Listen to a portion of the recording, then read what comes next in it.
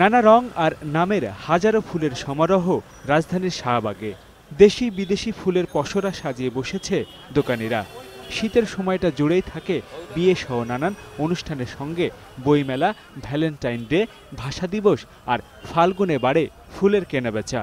কিন্তু এবারের শীত মৌসুমে অবরোধ আর হরতালে মলিন হয়েছে দোকানিদের মনের রং।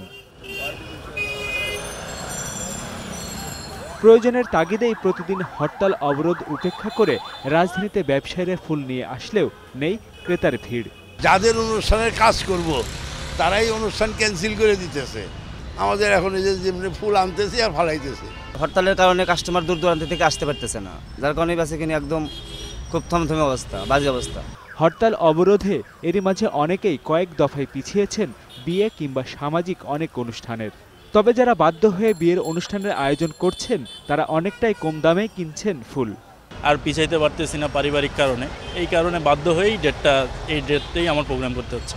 আগের থেকে মনে হয় একটু কম প্রাইসটা, হয়তো বা হরতালের জন্য বা এরকম আসতেছে না, চাহিদা একটু কম, এই জন্য মেবি একটু কম দামটা। রাজনৈতিক সমাধানের মাধ্যমে চলমান সংকট কাটিয়ে আবারও ব্যবসা বান্ধব পরিবেশের তৈরি জোর দাবি ফুল ব্যবসায়ীদের।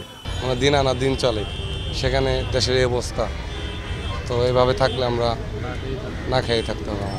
আমরা এই ব্যবসা পরিবেশ সৃষ্টি করার জন্য আমরা চাই যে বিরোধী দল এবং সরকার পক্ষ দুটাই সমাধান করুক। আর যাদের দিন কাটে রাস্তায় কিংবা ফুটপাতে ফুল বিক্রি করে এরই মধ্যে তাদের কপালে পড়েছে চিন্তার ভাঁজ। আমরা গরিব মানুষ, সিঙ্গেলে কাজ করে খাই, সিঙ্গেল নাই, অন কাজ করবো কই?